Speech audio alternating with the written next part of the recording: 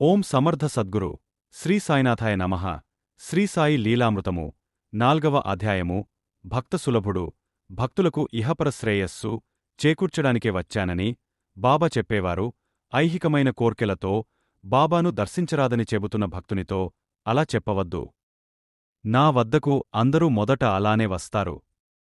కష్టాలు, కోరికలు తీరి జీవితంలో స్థాయి చిక్కాక నన్ననుసరించి సన్మార్గానికి వస్తారు అన్నారు. అందుకే సాయి భక్త సులభుడు. భక్తులకెట్టి కఠోర నియమాలు పెట్టక దర్శన స్మరణలతో ప్రసన్నులవుతారు. రేగే అను భక్తుడు హైకోర్టులో జడ్జిగా పనిచేశాడు. ఉపనయనమైనప్పటినుండి అతడు ఆసన, ప్రాణాయామాలతో పాటు సూర్యుని బింబము మధ్యలో శ్రీమన్నారాయణుడున్నట్లు ధ్యానిస్తుండేవాడు. అతనికి 1910 సంవత్సరంలో ఒకే రాత్రి 3 కలలు వచ్చాయి. మొదటిది అతడు తన శరీరము నుండి విడివడి ఎదుట శ్రీమన్నారాయణుని చూస్తున్నాడు. రెండవది ఈసారి శ్రీమన్నారాయణుడు తన ప్రక్కనున్న ఒక వ్యక్తిని చూపి, ఈ శిరిడీ సాయి నీవారు, ఆయననాశ్రయించు అన్నాడు. మూడవది అతడు గాలిలో తేలి ఒక గ్రామం చేరాడు. ఒక వ్యక్తి కనిపించి అది సీరిడీ అని చెప్పి అతనినొక మసీదుకు తీసుకెళ్లాడు. అక్కడ సాయి కాళ్ళు చాపుకొని కూర్చొని ఉన్నారు. అతడు నమస్కరించగానే లేచి అతనిని కౌగిలించుకొని, నీవు నా దర్శనానికి వచ్చావా? నేనే నీకు రుణపడ్డాను, నేనే నీ వద్దకు రావాలి అని అతనికి నమస్కరించారు. తర్వాత కొంతకాలానికి అతడు సీరిడి వెళ్లి బాబాకు నమస్కరించగానే ఆయన, అరే, మనిషిని పూజించడమేమిటి అని అతని సంశయముపై దెబ్బతీశారు. స్వప్నంలో లాగ తనను దగ్గరకు తీయలేదని నిరాశ చెంది మధ్యాహ్నం బాబా ఒక్కరే ఉన్నప్పుడు ఆయనను దర్శించాడు రేగే. ఆయన అతనిని కౌగిలించుకొని, నీవు నావాడివి, క్రొత్తవారి ఎదుట బిడ్డలను దగ్గరకు తీయము అన్నారు. అతని కల నిజమైంది. ఇష్టదైవం అతనికి సద్గురువును చూపాడు. అతని ఆనందానికి అవధులు లేవు. అతడు 1915 సంవత్సరంలో రామనవమికి ఒక మస్లింగుడ్డ తీసుకుని సీరిడి చేరాడు. సహజంగా బాబా భక్తులిచ్చే గుడ్డలు ప్రసాదంగా తిరిగి వారికే ఇచ్చేసేవారు. కాని తానిచ్చే గుడ్డను వారే ఉంచుకోవాలనుకుని రేగే దానిని రహస్యంగా వారి ఆసనం క్రింద పెట్టాడు. బాబా అందరిచ్చిన గుడ్డలు తిరిగి ఇచ్చివేసి లేచి నిలబడి ఆసనం దులిపి వేయమన్నారు. అప్పుడు కన్పించిన ఆ మస్లిను తీసి కప్పుకొని, ఇది నాది, నేను కప్పుకుంటే బాగుండలేదు అని అతనికేసి చూచి నవ్వారు. అలాగే ఒక గురు పూర్ణిమనాడు భక్తులందరూ బాబాకు మాలలు వేస్తున్నారు. తానేమీ తీసుకురాలేదని రేగే నొచ్చుకుంటుంటే బాబా తన మెడలోని మాలలన్నీ అతనికి చూపి, ఇవన్నీ నీవే అన్నారు. ఒకనాటి మధ్యాహ్నం రేగేను మసీదుకు పిలిపించి, బాబా ప్రేమగా, నా ఖజానా తాళం చెవి నీ చేతిలో పెట్టాను, నీకేమి కావాలో కోరుకో, ఇస్తాను అన్నారు. రేగే వివేకంతో, అన్ని జన్మలలోనూ మీరు నాకు తోడుండాలి అన్నాడు. ఆయన, తప్పక ఉంటాను అని సంతోషంతో అతని వీపు తట్టారు. నాటినుండి అతనికెప్పుడూ బాబా తన దగ్గరున్నట్లే ఉండేది. అతని బిడ్డ చనిపోయినప్పుడు రేగే ఎదుట సాయి ప్రత్యక్షమై, నీకు నేను కావాలా, బిడ్డ కావాలా? బిడ్డ కావాలంటే బ్రతికిస్తానుగాని మనకెట్టి సంబంధమూ ఉండదు. నీకింకా బిడ్డలు కలుగుతారు అన్నారు. మాకు మీరే కావాలి అన్నాడు రేగే.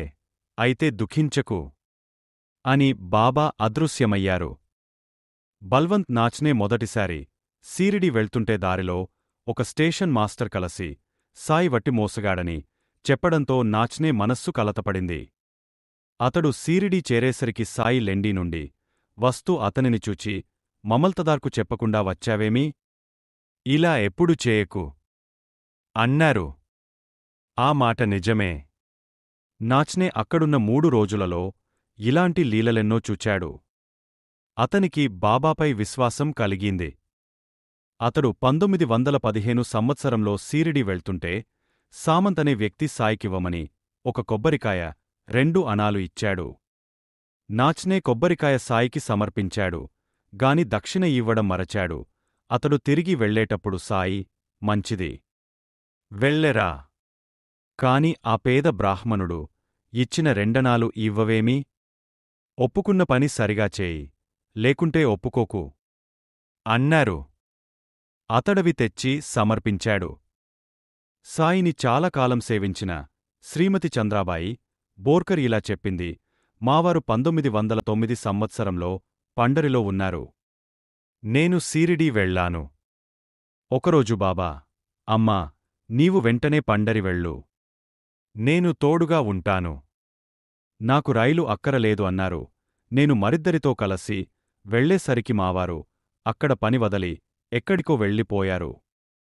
నా వద్దనున్న పైకంతో తిరిగి కురుద్వాడి చేరి దిక్కుతోచక స్టేషన్లో కూర్చున్నాను. ఒక ఫకీరు వచ్చి, ఆలోచిస్తావేమి? వెంటనే వెళ్ళు, మీవారు థోన్ స్టేషన్లో ఉన్నారు అన్నాడు. నా దగ్గర ఛార్జీలు లేవంటే అతడు 3 టిక్కెట్లు ఇచ్చాడు. మేము థోన్ చేరేసరికి మావారక్కడ కునుకు తీస్తుంటే కలలో ఫకీరు కంపించి, నా తల్లినిలా అశ్రద్ధ చేయకు, ఇప్పుడు రైల్లో వస్తుంది అన్నారట. మావారు ఎదురొచ్చి నన్ను తీసుకెళ్లారు. నా దగ్గరున్న సాయి పటం చూచి తనకు కనిపించినది వారేనన్నారు. నేను 48 సంవత్సరాల వరకు గర్భిణిని కానేలేదు. బాబా 1918 సంవత్సరంలో ఒకసారి, తల్లీ, నీకేమి కావాలి? అన్నారు. మీకు తెలుసు అన్నాను. ఆయన సరేనన్నారు. తర్వాత 3 సంవత్సరములకు నాకు ఋతుక్రమం ఆగిపోయింది. ఆ వయస్సులో గర్భమవదని, అది వ్రణమని వైద్యులన్నారుగాని నేను 10 మాసాల వరకు శస్త్రచికిత్స చేయించుకోనన్నాను. చిత్రం, నాకు సకాలంలో సుఖప్రసవమైంది. అలానే మరొకసారి కలలో బాబా, నీ రాముని తీసుకుపోతాను. నీవు ధైర్యంగా నీ విధి నిర్వర్తించు అన్నారు. బాబా చెప్పినట్లే చాతుర్మాస్యంలో మావారికి ప్రమాదంగా జబ్బు చేసింది. ఆయన కోరిక ప్రకారం చాతుర్మాస్యం వెళ్లేదాకా మా వారిని నిలుపమని బాబాను కోరాను.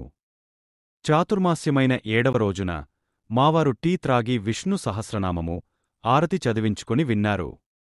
డాక్టర్లు ప్రమాదం తప్పిందన్నారుగాని నాకు బాబా చెప్పింది గుర్తొచ్చి గంగవేశాను. ఆయన శ్రీరామ్ అంటూ కన్నుమూశారు. అంటే ఆమెపై ప్రేమతో ఆమె భర్తనుగూడ సాయి అనుగ్రహించారన్నమాట. అన్వర్ ఖాన్ ఖాజీ సాయిని దర్శించి తేలికాకుట్ అనే చోట ఒక మసీదును పునరుద్ధరించడానికి ధనం కోరాడు. బాబా అతనితో, ఆ మసీదు ఎవరి నుండి ధనం స్వీకరించదు, తానే ఇస్తుంది.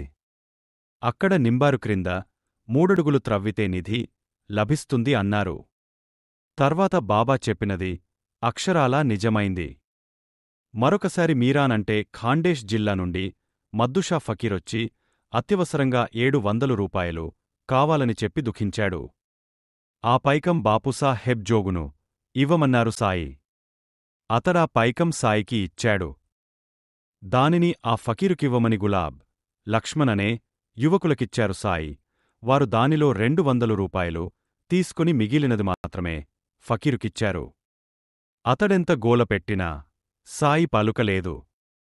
అతడు కాలి నడకన వెళ్తుంటే నీమ్గా వద్ద అతనికి ఇర్రస్షా అనే పార్సీ భక్తుడెదురై భిక్ష 200 రూపాయలు సమర్పించాడు.